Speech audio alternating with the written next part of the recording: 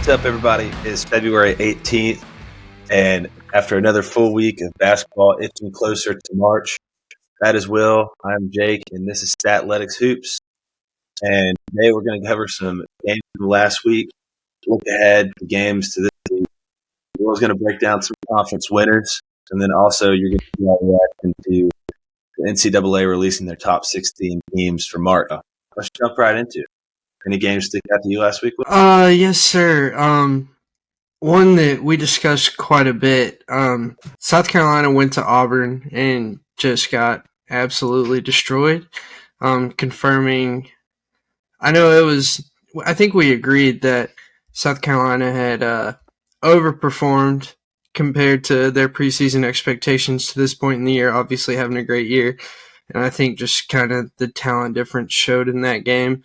Did anything catch your eye in that South Carolina-Auburn game? No, there's a reason why they weren't ranked for as long as they were, as well as they were performing. They just they don't have the guys yet. They're well coached, but I mean, it looked like two different levels of competition. Yeah, they've had an incredible year, and they're definitely going to be a tournament team. I'm so excited to see what they're able to do in the big dance. But yeah, I think just it's their talent discrepancy is finally starting to catch up to them a little bit. Yep. One game that I had circled from last week was Texas Tech at Iowa State. Texas Tech just had a big win last week against Kansas, I believe.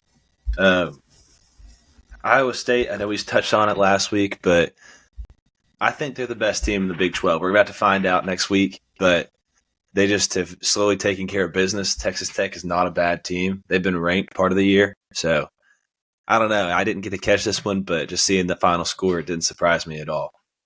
I think they won it. Yeah, Iowa State took care of business in a home game. Like you said, there's definitely an argument to be made that they're the best team in the Big 12. Certainly playing like it right now. Excited to watch their game at Houston tomorrow night. Yeah, that'll be fun. Another fun game, or at least we thought it was going to be, UConn played Marquette at UConn, and this was never a game. I think, did you take Marquette in this one? Yeah, so I really like Marquette.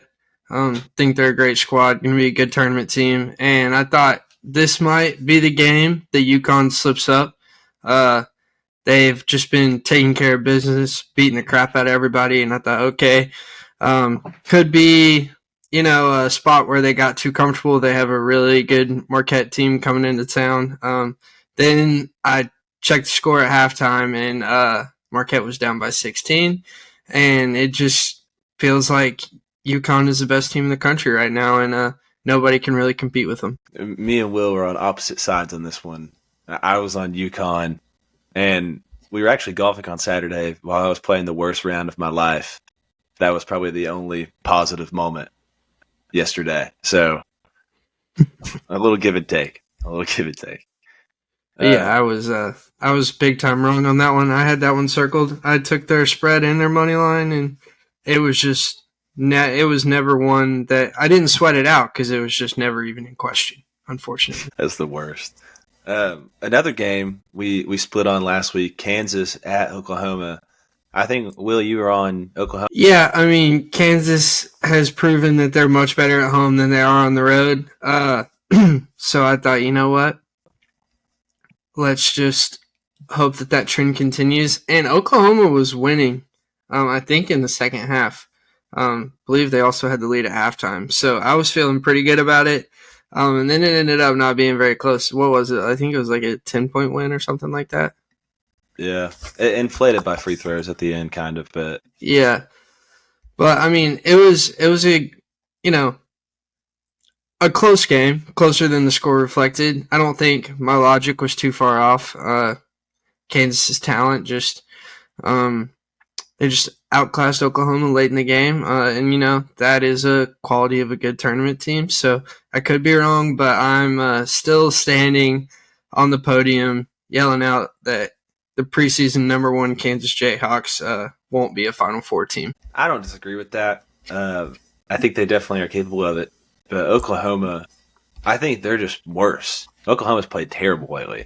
I think they've lost more than half of their last 10 games. They've struggled a lot. That's why I like the It's spot just for the Jayhawks.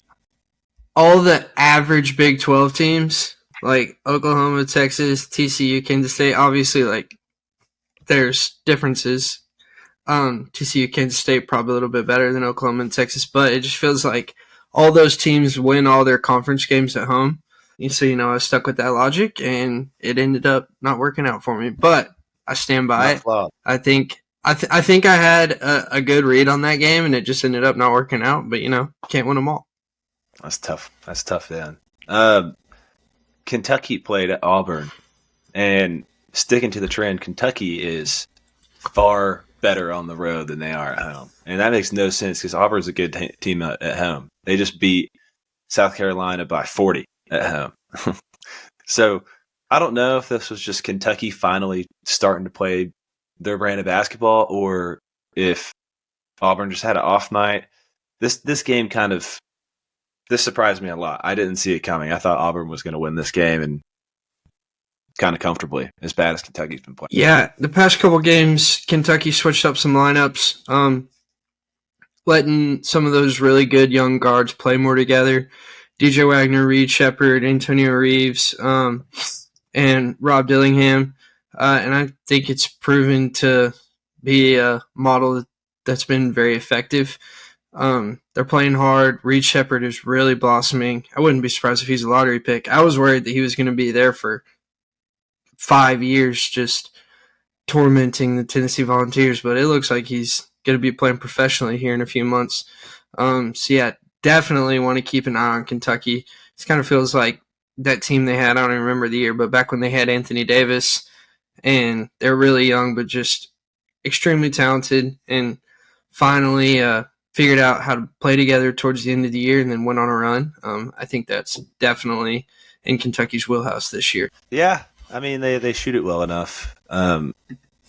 Certainly, they're a lot better whenever Rob Dillingham's on the floor. And like you said, I think they have a lot of talent just spread across. So maybe they figured it out. I'm not sure. Something that happened earlier today, and this was a surprise to me. I know it was probably a surprise to you. Purdue lost to OSU. This was OSU's first game after firing their head coach. They've been struggling a lot. They've been terrible the past few years. I mean, I didn't catch this game just because we were playing a basketball game, ironically. But, I mean, how surprised are you by this result? I mean, it's a Sunday game. The game you're going to get up for the most. You get arguably the best team in the country at home right after you fire your coach. I mean, the energy in the building was probably crazy. It was still a close game. It's not like Ohio State blew them out. I don't read into this too much. I think it's just you chalk it up to, hey, we got beat on the road in a high energy environment. Cut your losses and move on. I think Purdue's still in a fantastic spot to win the conference and secure the 1 seed. But yeah, definitely an eye raiser. But I don't think it's something we should put too much weight in. I agree. I wish that I got to catch this one just because I feel like it would have been a really fun game to watch. Yeah, I mean, I didn't feel like we needed to watch it because it didn't seem like there would be any chance. I mean, it seemed like it would be a double-digit win for Purdue. But, that's college basketball. Yeah. Most unpredictable sport out there. And that kind of wraps it up for last week's games. All right, so looking ahead to some games this week, we have the game of the week probably tomorrow night on a Monday. Interesting night for such a big game. I don't think when they scheduled it, it was likely anticipated to be the game of the year in the Big 12, but we have the two top teams, Iowa State going to Houston. And this one really is going to answer a lot of questions as to who the best team in the Big 12 is at this point. Iowa State has been playing great, especially recently. Houston has been consistently good all year, so I'm definitely very excited for this one. Do you have an idea of who might come out on top? I've been talking up Iowa State a lot recently, so I feel like I would be a hypocrite if I don't take them. Right now, our model has Houston as a 6.5-point favorite. I think that's a little much. If the Vegas line is around that, I think that I'll take Iowa State. Obviously, Houston should be favored in this game. I'm not saying they shouldn't be, but beating a team by 7 points that, in my mind, is very comparable to you, I think that line's a little bit much, even with home court advantage. Yeah, I really like both these teams, obviously. Ken Palm has this as a 9-point win for Houston with a 129 total, 69-60 final score. I don't think if I'm gambling on this one, I'm going to take a side just because I just want to enjoy it. But it does feel like both teams are going to be really up for this game, and both teams' strengths are on the defensive end.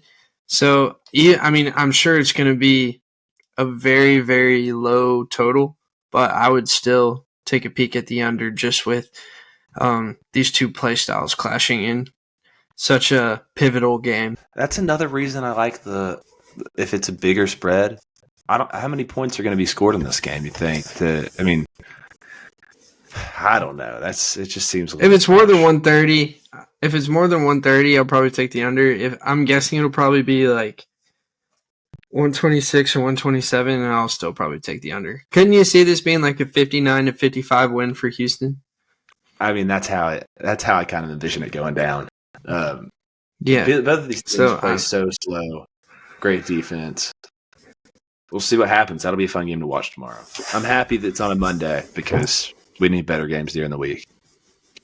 Next game, UConn at Creighton. Oddly enough, the model has Creighton favored by 2.5 points.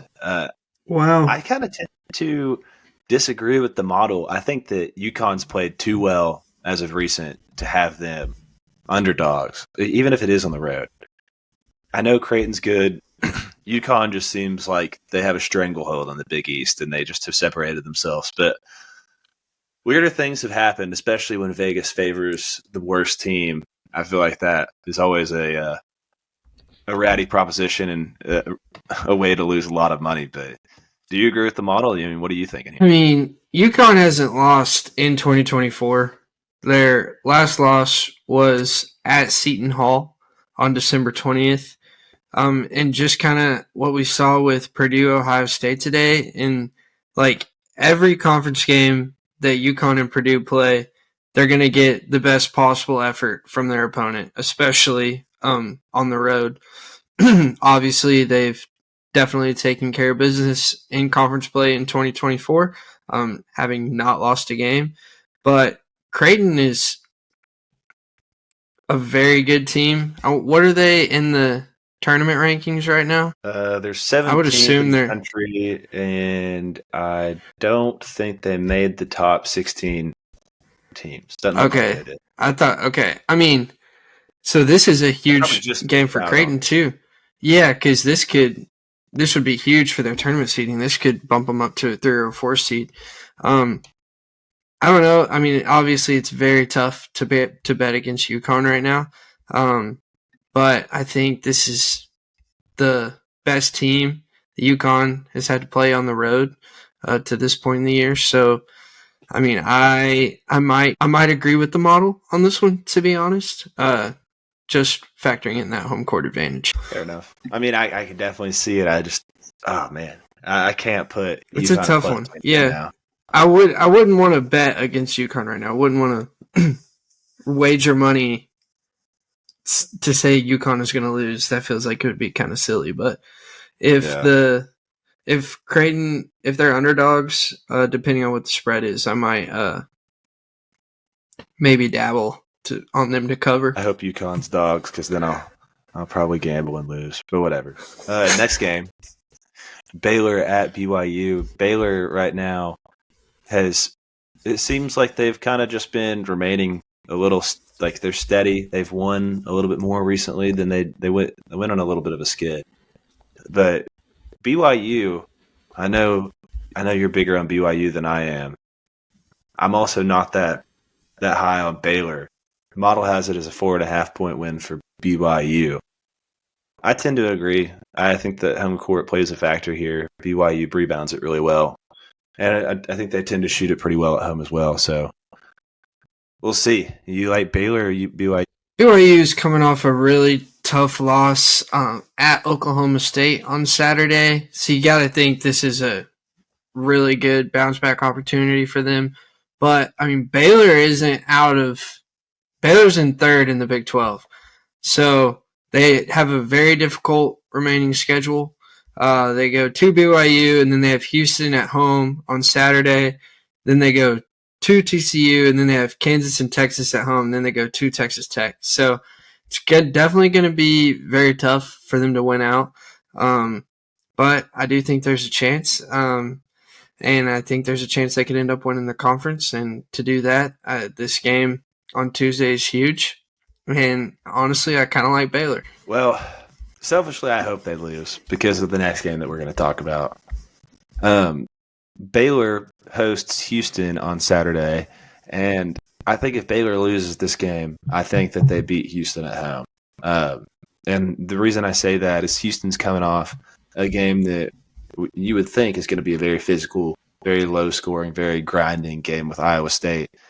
Coming off that against a Baylor squad that's looking to bounce back if they lose to BYU, which Vegas has them losing by. I do think that Baylor pulls it out at home with the high-energy crowd. I don't know.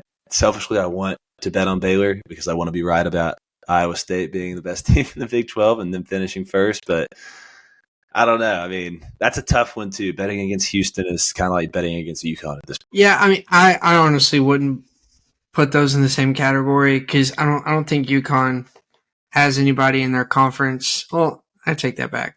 Marquette and Creighton are as good as Baylor. But I wouldn't say Houston is in that same tier as UConn just because of how prolifically UConn scores the basketball. I agree with you on this one. I think Baylor, either way, regardless of what happens in the BYU game, I think they take care of business at home against Houston, which could really shake up the Big 12 standings. Yeah, I mean, it will be the biggest game of the year for Baylor. No doubt about it. Because they don't play Iowa State either. So if they really want to make a push for the 1 seed in their conference tournament, the game on Saturday is that game's on Saturday, right? Houston Baylor. Yeah, that's a must win for the Bears. I agree. Another kind of must win for Virginia. UNC plays at Virginia. Virginia's been red hot lately. I mean, I think they dropped one last week, but they finally got ranked. They can't shoot the ball, but they play astounding defense. Right now, the model has UNC as a 1.5 point favorite. I think that Virginia is going to get up for this game and knock them off, but I'm also not very solid on that pick at all. You got any feeling towards it?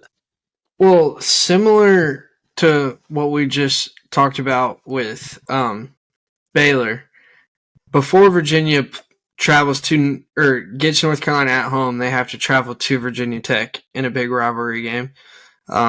Obviously, we consider Virginia to be a better team than Virginia Tech, but in those rivalry games on the road, you never know what happens. So I think if, similar to what you said, if Virginia Tech pulls out the upset over Virginia, then I'll love Virginia at home against North Carolina. But then if Virginia beats Virginia Tech and kind of seems like they're getting on a roll, it'd be difficult to say they can play with North Carolina's talent. So I'm going to hold on this one as far as which side I'm taking, but another one that Virginia still has a chance to win the conference, and that would obviously be a must-win if they're able to get the win over Virginia Tech on Monday. Yeah, I could just see Virginia just making this game difficult to watch and difficult to play in. I mean, they beat Wake Forest 47-49 last week. So I mean, like if they get it to a low scoring like that, then anything can happen at the end. Obviously, they're not better, but it's kind of like whenever in high school the worst team will hold the ball for minutes, slowing the game down, giving them a chance at the end to maybe hit a couple big shots. I don't know. I think Virginia will be up for that. I hope Virginia Tech beats them on Tuesday, I believe. Yeah, and another thing, Virginia their first loss at home this year was Tuesday against Pittsburgh. So that's something to keep an eye on. And I think that not losing a home streak goes pretty deep into last year too. So definitely something to keep an eye on as they get the best team in their conference at home. But yeah, I think Virginia definitely could pull that one out. It'd be fun. It'd be fun to watch. Maybe not because it's Virginia, but it'd be a fun story. 2 games I know you wanted to touch on: Texas A&M at Tennessee and Villanova at UConn. Both are on Saturday. This is a get-back spot for Tennessee after they dropped to Texas A&M beat them earlier in the year, right? Or is this the first time that we're playing them? No, Texas A&M beat us what was it, last week? 2 weeks ago? They beat us by 20 at Texas A&M. That's right. With Buzz Williams jumping on the court. I remember that. Yeah, they beat us by 17 on February 10th, so last Saturday. I think the boys will be motivated here. I think I put it in the model earlier. I think it was about a 7-point favorite towards the Vols. I would take that. I think that it's a good spot for Tennessee playing so well. We just came off beating Vanderbilt. I don't know what the ending score of that was, but we were, I think, doubled their points. We shoot it well at home. Texas A&M probably had the best shooting performance they had all year against us last time. I don't think that they'll be able to duplicate that. I like the Vols bit. Yeah, I just think there are 4 or 5 teams still in contention to win the conference in the SEC. And obviously losing big to Texas A&M, Tennessee really needs to take care of business on their home court and split those games, try to make up for the big loss last week. But another impactful game in the SEC is Alabama at Kentucky. This is the game that Kentucky needs to say, we can take care of business at home against very good teams. Alabama's first in the SEC right now. So the standings could really be shaken up if Tennessee's able to take care of business against Texas A&M and Kentucky beats Alabama. Then it's just pretty much going to be a free-for-all between Alabama, Kentucky, Tennessee, and Auburn as to who's going to be the 1 seed in the conference tournament. I mean, it'd be fun to watch. I mean, it also, if you got to think about it, the top 4 teams get a bye in the SEC tournament. Mm-hmm. And there's a very good potential that a very good team like Kentucky could end up missing out on one of those top 4 seeds, which is huge when it comes to seeding down the stretch in March Madness. Thinking about if you lose your first game in the SEC tournament, you didn't even get to the semis or anything close to the SEC tournament. I think that factors in a huge role in Selection Sunday. So you're right; those are 2 big games as far as the SEC standings go. Yeah, and then one more to touch on: if Creighton isn't able to take care of business at UConn, Villanova has a chance to take them down. That one, unfortunately for Villanova, is at Connecticut. But Nova just took care of business on the road at Georgetown. Obviously, Georgetown and Connecticut are not the same caliber of opponent. But they proved that they can win on the road in conference games. And I believe they've been dealing with some injuries all year. I know they were ranked pretty highly before the season started. People had high expectations for them, and they've kind of underperformed. If UConn is able to go into Creighton and get another convincing win, this could be what do we even call those? Like a sleeper spot where they're just kind of in cruise control for the rest of the year, having already locked up the 1 seed in their conference. I still think that UConn will get this win, but I just definitely think it's one to keep an eye on in terms of Villanova's tournament hopes. And actually, they're probably safe in the tournament, just their seeding. Yeah. You're right, though. This is a big one for UConn, just so they can go ahead and lock up the Big East. So I don't really expect anything different than what we've seen out of UConn. It'll be a big game for Villanova, but it'll be fun to watch regardless. Both teams will get up for that. And speaking of, so let's just roll through who we think or what to make of the current landscapes in all the conferences and who's probably going to win them. So with the win over Marquette, UConn virtually has the Big East locked up. Nothing really interesting there. I mean, we could maybe make a case if Creighton wins and then UConn drops a couple more, but let's just move on. UConn is going to win the Big East. Arizona's in a similar spot. They play Washington State on Thursday. Washington State is second in the Pac-12. So if Arizona wins that game, they're virtually the 1 seed. I couldn't see another outcome. Do you have any arguments with either of those? UConn and Arizona are probably locked up. Yeah, in my mind they are. And then very similar in the Big Ten. Obviously Purdue's one of the top teams in the country. They don't have a very difficult remaining schedule, except for they go to Illinois on March 5th, one of the last games of the year. Illinois is second in the conference, and their schedule is a little bit more difficult as they have Purdue at home and they have to travel to Wisconsin earlier that week. So unless Illinois pulls out something crazy and is able to win out, including those 2 games, Purdue is probably going to end up winning that conference. We good with that? Yeah, I agree. All 3 of those are no doubters almost in my mind. Yeah, I mean, it would be something crazy, but I don't even think they're offering odds for any of those just because it's kind of free money at this point. I looked earlier and I think UConn was like minus 3,500 and then they took it down. Purdue's might change a little bit after the loss today, but I'm staying away from gambling on any of those 3 at this point. Now, the most fun one right now, in my opinion, is the SEC. So Alabama, they're currently in first, and they're the current favorites. I think they're like minus 190. And then Tennessee, Auburn, and South Carolina are all 1 win behind Alabama. I think Auburn and South Carolina have – so Alabama is 10 and 3. And then Auburn, South Carolina are 9 and 4, and Tennessee is 9 and 3. All 4 teams have difficult remaining schedules. Tennessee plays Alabama on March 2nd. That's obviously a huge game. But Kentucky is finding their stride at the right time. So they're only 2 games back. So they're 1 game back from Tennessee, Auburn, South Carolina.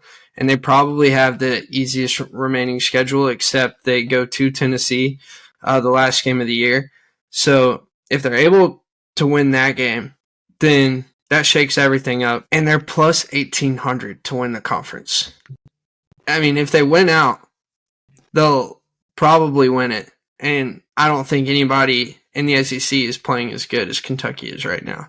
So I just saw that number, and I thought it would kind of be a shame if I didn't put a little money on it. Plus 1,800, only 2 games back. And all these teams still play each other. So just very interesting. Do you have any thoughts on the SEC? Yes. Kentucky, they had a good game last week, but to say that nobody's playing better than them right now is ludicrous. I mean, after they have a losing streak, they lost 3 straight at home. I don't know how you can. Where did you come up with that? I hear you, but after that Gonzaga loss, that was like when the light switched, and they were like, "Okay, we need to tear this whole thing down and build it back up." And then they get a double-digit win at home against Ole Miss, take care of business against a pretty good team, and then they go into probably the most difficult environment in the SEC and get a win at Auburn, which probably Auburn's first conference loss at home this year. Yeah, it is. So let me rephrase. No one played better than Kentucky this past week in the SEC. They had the best week in the conference. But I do see what you're saying. That was pretty crazy of me to say after they lost 3 straight at home. I mean, I also don't agree with that. If you look at Tennessee, they beat their opponents by a combined 60 points. Who were their opponents, Jake? Who were their opponents? Did they go Vanderbilt? That's what you expect from them. You go into Arkansas, but granted you they're can't down here. But if you can't look at you it, can't have an Arkansas, impressive week great when you home. play Arkansas and Vanderbilt. It's impressive when you beat them by 30. They covered I both mean, games. they took care of business. They did what they were supposed Their to. fault. It's not their But fault that they're playing can worse opponents. this is insane to me that you're saying Tennessee beating Vanderbilt by 30 is more impressive than Kentucky going in and winning by double digits at Auburn. That's insane. I'm not saying the two are comparable. I'm saying that you can't say Kentucky's playing the best in the conference after 1 week removed from them losing 3 straight at home. Okay, I said you were right about that. Which they were favored and should have beat Ole Miss. I said you were right about that. And then I rephrased. They beat Auburn, which was an upset. I rephrased. I told you they had the best week. Last week, they had the best win of the SEC last week. Sure, whatever. They won 2 games by double digits. I just think they're catching stride at the right time, and plus 1,800, basically on them to win out, maybe dropping 1 or 2. I think it's a good number, good value. I don't believe. I think they're too volatile to bet on them winning out. I think that they inevitably will drop 1, maybe 2, just because they just have done that. They've lost games where they weren't supposed to lose. Yeah, and I'm saying I think they can win out. They go to Missouri, then they have Texas A&M. Sorry, this is Tennessee. Hang on 1 second. I was about to say, that schedule looks harder. So they go to LSU, then they have Alabama at home, which is obviously their biggest game. They go to Mississippi State, which will be a difficult game. Then they have Arkansas and Vanderbilt at home, and then they go to Tennessee. So if they can start out and get a win over Alabama at home, I really think that'll get the ball rolling and push them through the next 3 games, and then it'll just be let's roll the dice at Tennessee for the last game of the year, potentially for the conference, which I'm kind of hoping will happen because then that game will be awesome, and hopefully Tennessee will win. I mean, that would be awesome, but I think that they lose to Mississippi State. I bet they're underdogs to Mississippi State.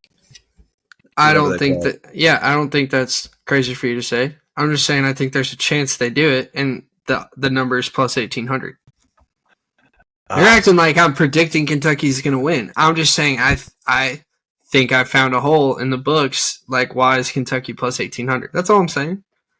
If they were plus 400, we wouldn't be talking about them right now. If it happens, I'll look like such a big idiot. I just don't see it. It's fine. But moving on. Moving on. You want to cover the Big 12? Yeah, it doesn't have as much parity as the SEC. It's kind of just between Houston, Iowa State, and then maybe Baylor. So the Houston-Iowa State game tomorrow is obviously huge. But if Houston is able to beat Iowa State and then Baylor beats Houston, it will just be – I think they'll all be tied. Right now, Baylor is 1 game back. So very, very interesting. Houston and Iowa State are obviously the gambling favorites, but then another really big number that I just don't really understand, Baylor's plus 1,000. If they string a few wins together, I think that number will go down dramatically. So another interesting spot if you feel like maybe taking a chance on an underdog to win the Big 12. It certainly could happen. I like Baylor better than Kentucky. Yeah, I mean, to win the conference, that is, to win the conference. Both of them are long shots. I'm just saying they have both also underperformed to expectations to this point in the year, and they're kind of getting hot at the right time. And Houston, Iowa State play each other, and so someone's got to lose that game. And then, Baylor has an opportunity to get a big win over Houston right after that. So, I mean, if the ball rolls in the right direction for the Bears, I think anything could happen. Yeah. I think the ACC is more fun to talk about if you're ready for it. Yeah. So North Carolina, Duke, and Virginia are at the top of the conference. North Carolina's in first, then Duke, then Virginia. But what's interesting is all 3 of them play each other before the season ends. So really anything can happen here too. Obviously, UNC and Duke are better scoring the basketball than Virginia. But if Virginia is able to take care of business and get a couple wins. Hold on, I'm looking at where the Duke game is. Okay, so the Duke game is on the road. that is not great for the Cavaliers. Duke gets Virginia and North Carolina, both games at home, so that's something to keep an eye on. Right now, North Carolina is the favorite in the conference, so I think Duke is plus 200. So that might be worth a sprinkle. But again, if Virginia is able to pull out a couple big wins, they're plus 1,100. And if they're able to beat Duke and North Carolina, and they really need to beat Virginia Tech too. So there's a lot of dominoes for the Virginia Cavaliers. But again, they're right there. If they get a couple bounces go their way, they could definitely end up winning the conference. And that big 4-digit odds at plus 1,100 is catching my eye. I obviously don't think I just gave out 3 conference winners, Baylor, Virginia, and Kentucky. I don't think all of them are going to win the conference, but I think all of them could, and I am predicting that one of them will. So if you do one unit on all 3 of those and one of them ends up winning it, come out in the green. That's my thought process. I'll take a gentleman's bet that none of the 3 win. Hey, sounds good. Live your life in the comfortable seat of minus 150 to plus 150. That's fine with me. We like to live outside of those barriers and go for big time payouts. Maybe I'm the no fun zone, but I'll take it. One thing I did want to touch on was a couple of upsets that I think are going to happen next week. First of all, you kind of talk about Duke's schedule. Duke goes at Miami and Wake Forest next week. I think they drop at least one of those games. And I think that Miami already knocked off or was close to knocking off UNC at home. But Wake is better than what people give them credit for. They can really shoot it at home too. And as many injuries as Duke has, I think that they end up dropping at least 1, maybe 2, and it could be a tough week for the Blue Devils. I think that they could potentially be underdogs in both these games. So I'm with you. I think if they're able to pull out both these games, that's very impressive for the Blue Devils. I struggle to even call an upset alert just because Miami and Wake are both very good opponents. But it'll be a great week for Duke if they're able to go to Miami and Wake Forest and get 2 wins. Yeah. And another team that I can kind of see as an upset, I think UConn probably drops one next week, whether that's to Villanova or Creighton. I know we just talked about how good UConn is, and I know I picked UConn to win in both games. But the odds of them taking care of business against 2 quality opponents back to back, it would be 3 in a row on the road. And they just played Marquette too. Like before the Marquette game, if we were like, you got Marquette at home, Creighton on the road, Villanova at home, what are the odds you win all 3? Like we'd probably raise an eyebrow. Like that's gonna be really difficult. So I like UConn to lose one of these. Not sure which one it'll be though. I agree with you. Yeah. I also think Houston drops one next week, which is not crazy to say because they play Iowa State and Baylor, but they are the higher ranked team in both of those games. They could lose both, if not just one of them. But their upcoming schedule is nuts. They play Iowa State and Baylor this week, Cincinnati next week, which they've proven to be pretty good, Oklahoma at Oklahoma, UCF, who's knocked off a couple of fine opponents in the Big 12, and they finish it off with Kansas. I don't know. Houston has a long road ahead of them. They have a lot of teams that can beat them. I think they'll end up dropping one this week, if not better. Yeah, I hope they lose both. Honestly, I think that would make the end of the season for the Big 12 much more interesting. But I mean, obviously, there's a good chance they win both of them, but they'll probably split if we're being honest. Yeah, and I know we talked about. I touched on Miami playing Duke. But Miami also plays UNC. I know we already touched the Virginia-UNC game, but I think that UNC ends up dropping one as well this week, either to Miami or to Virginia. I don't know which one. I don't think I would bet on either one of them, but Miami played them really close at home. They were right there. And frankly, Virginia can slow it down enough to where I think they might have a chance at the end. I mean, certainly I'm not positive on that, but It just seems like it sets up like a pretty harsh schedule for UNC this Yeah, next I week. mean, it kind of just seems like to this point in the year, you're just rolling the dice on what North Carolina team you're going to get. I mean, we've heard about the locker room issues, whether or not those rumors are true. That's not for us to decide. But, I mean, they've lost 3 out of their last 6.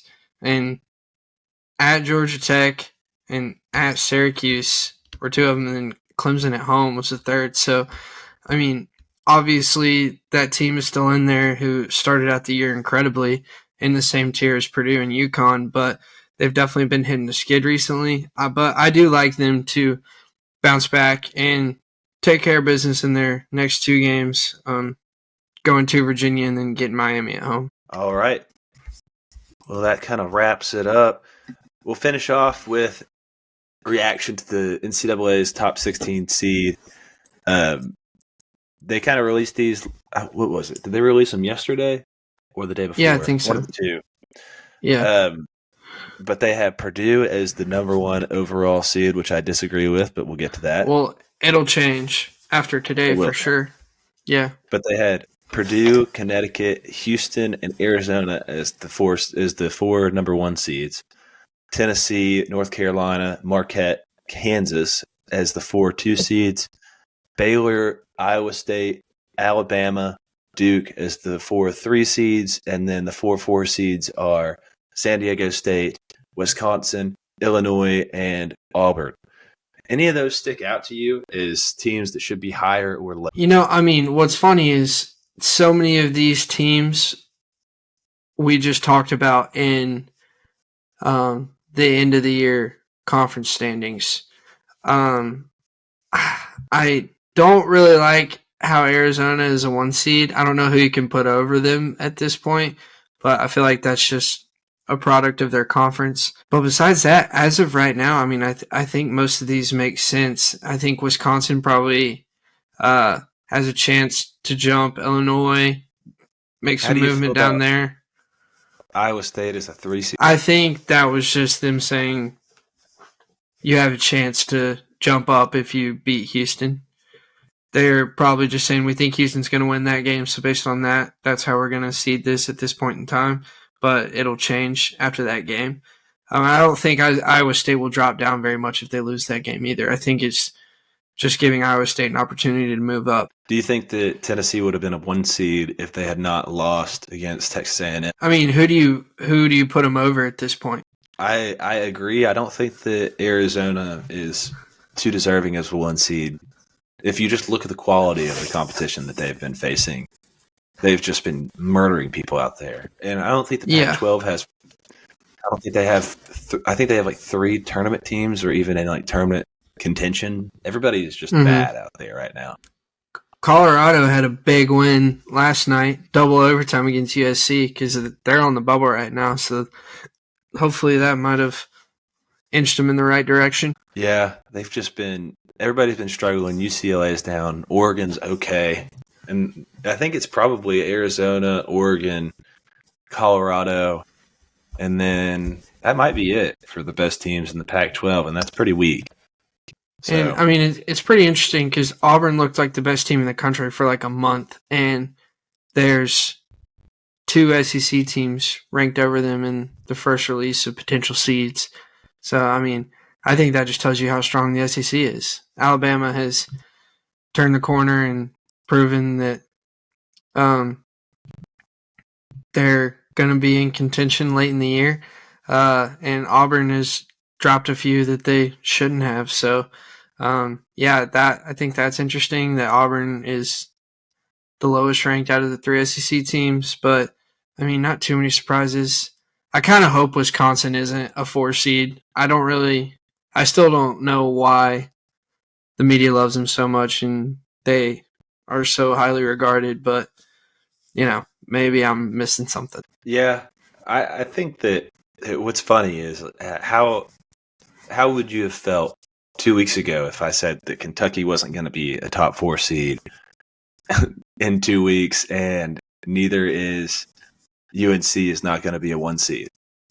That would sound ludicrous. But now that it's actually all of it's came is just that it it goes to show the volatility of college basketball and how much we have in store left down the stretch. But next week, I definitely think that UConn will be the number 1 overall seed, and then probably everything else might remain the same. It'll be a big week for college basketball to see who ends up jumping and who ends up sliding a little bit. No doubt about it. And the only thing we can guarantee about this is it's not going to look like this, even in the next few days. There's going to be a ton of changes, lots of opportunities for big wins. I'm not ruling Kentucky out of being a top 4 seed, so I think that'd be interesting if they're able to really go on a run at the end of the year. But yeah, hopefully North Carolina can get back up to being a 1 seed. I think if they win out, they will, but definitely still a lot to shake up before the tournament. Absolutely. Well, you got anything else to add? I'm all good. All right. Good show. Thank you, everybody, for listening. Tune in next week.